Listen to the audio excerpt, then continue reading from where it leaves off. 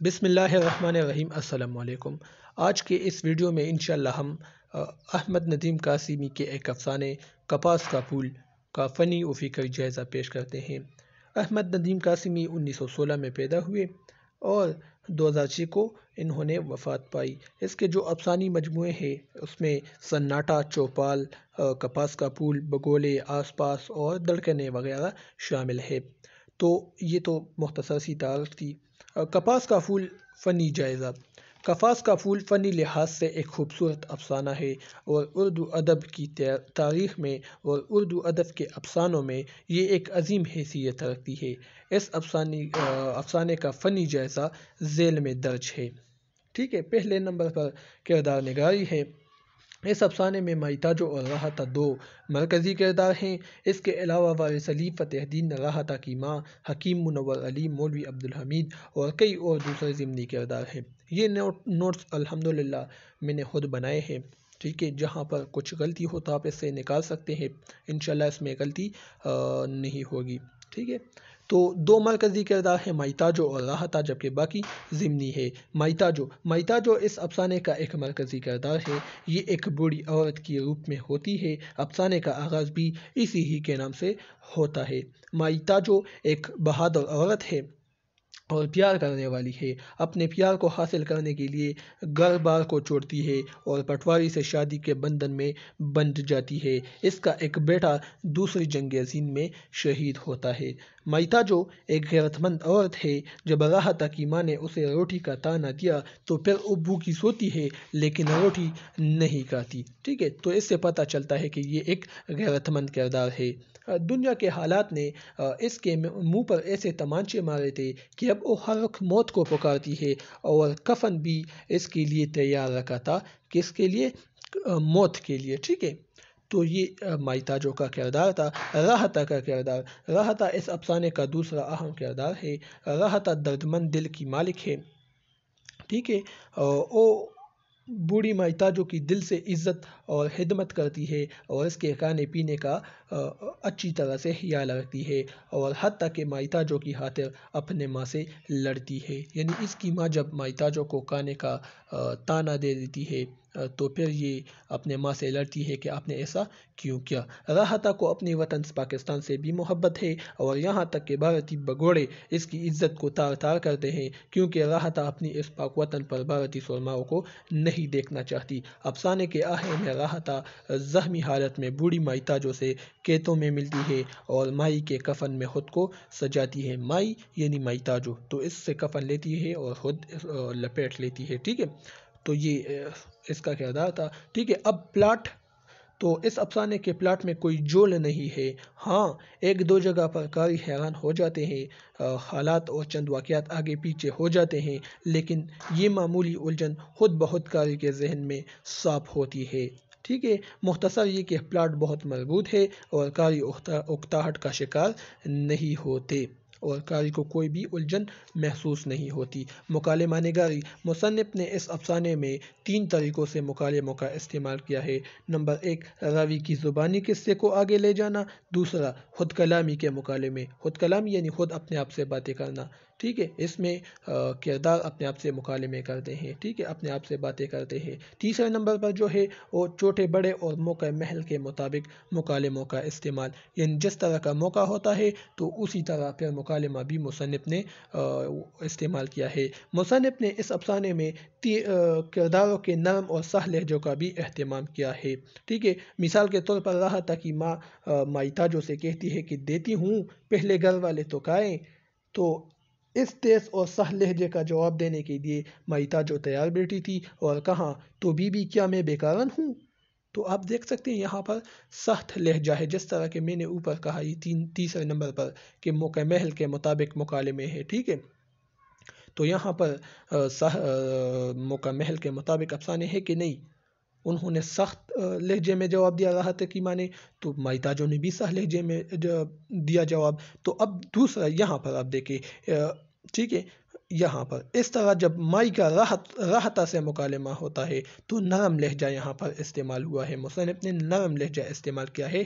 खूबसूरत मुकालमे और नरम मुकालमे मुसन्निफ ने इस्तेमाल किए हैं। यानी मिसाल के तौर पर माइता जो राहता से कहती है तो जुग जुग जियो और शादी के बाद भी सुखी रहो, जिस तरह अपने बाप के घर में सुखी हो। तो आप देख सकते हैं कि इस मुकालमे में दर्दमंदी है। तो ये मुसन्निफ का कमाल है। माइता जो जब अकेली हो जाती है तो फिर दिल का गुबार कम करने के लिए खुद कलामी का सहारा लेती है और कहती है, ला बेटी मैं तेरे हाथ की रोटी वापस नहीं करूँगी, रूठ मत जाना मुझसे। तो यहाँ पर ये खुद से कहती है, अपने आप से बातें कर रही है। तो ये खुद कलामी क्या मुकालमा यहाँ पर मुसन्निफ ने इस्तेमाल किया है। ठीक है, तो ये मुकालमा निगारी है। अब मंजर निगारी इस अफसाने में कमाल की हुई है और मुसन्निफ ने अपने फ़न का सबूत दिया है कि किस तरह अहमद नदीम कासिमी एक बहुत बड़े अफसाना निगार है। क्यों है? इसी वजह से है कि उन्होंने अपने अफसानों में मंजर निगारी से काम लिया है और मंजर निगारी की बदौलत कारी को अपने जादू के और अपने सहर में जकड़ के रखता है मुसन्निफ अहमद नदीम कासिमी। ठीक है, मंजरनिगार इस अफसाने में कमाल है और मुसन्निफ ने अपने फ़न का सबूत दिया है। अफसाना शुरू होते ही मुसन्निफ सुबह के दिल आवेज़ मंजर को बयान करते हैं। परिंदों का चहचहाना, आज़ान की आवाज़, ठंडी हवाएं वगैरह का जिक्र खूबसूरती के साथ करते हैं। इसी तरह जब भारतीय फ़ौज हमला करती है, मुसलमानों को शहीद करते हैं, तो मुसलमानों की जिस तरह लाशें पड़ी रहती है, माइता जो जब इधर उधर घूमती है, रोती है, चिल्लाती है, तो ऐसा लगता है, कारी को बिल्कुल ऐसा लगता है कि मैं कहीं पर छुपा हुआ बैठा हूँ और ये सब मंजर मैं अपनी आंखों से देख रहा हूँ। तो ये मंजर निगारी की और अहमद नदीम कासिमी की फ़न का एक सबूत है कि कितनी खूबसूरती के साथ मंजर निगारी इन्होंने की है कि बंदा खुद ये समझता है कि मैं बैठा हूँ और सब कुछ अपनी आंखों से देख रहा हूँ। ठीक है, तजस्सुस, जहाँ तक तजस्सुस की बात है वो इस अफसाने में अव्वल ता आखिर मौजूद है। पढ़ने के दौरान में एक कशमकश में मुब्तला था। यहाँ पर मैं का सीगा में इस्तेमाल करता हूँ क्योंकि ये नोट्स मैंने तैयार किए हैं, ठीक है, खुद से अल्हम्दुलिल्लाह। तो इसी वजह से मैंने मैं का सीगा इस्तेमाल किया है। ठीक है, तो अज़ अव्वल ता आखिर यहाँ पर तजस्सुस मौजूद है। इस अफसाने में हर वक्त कारी के जहन में यही एक जुमला होता है कि अब इसके बाद क्या होगा। ठीक है, माइता जो जब बेहोश पड़ती है तो कारी यही सोचता है कि ये तो अब मर जाएगी क्योंकि इसके घर में कोई है नहीं। ठीक है, लेकिन ऐसा नहीं होता। जब सारे लोग इंडियन हमले में शहीद हो जाते हैं, सिर्फ चंद ही लोग रहते हैं, तो कारी सोचता है कि अब बूढ़ी माइताजो और राहता का क्या होगा। ये दोनों तो बेचारियाँ, इनका पता भी नहीं लगेगा। लेकिन बाद में कारी को इत्मीनान हो जाता है जब माइताजो का मुलाकात ज़ख्मी राहता के साथ हो जाती है। इस तरह और भी बहुत से तजस्सुस के मकामात इस अफसाने में मौजूद है।